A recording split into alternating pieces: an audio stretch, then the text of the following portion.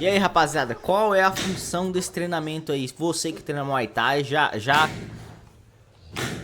aconteceu isso na academia de vocês? E você aí que já treina há muito tempo, qual é a função disso, meu irmão? Será que existem formas melhores de você testar a perna do cara, sei lá, chutando? Ou outro? A pose magnífica?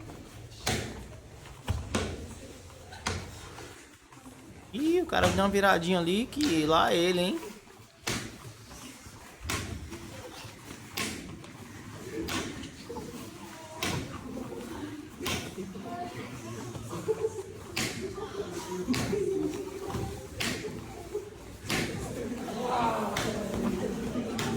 Olha essa luva desse cara, velho.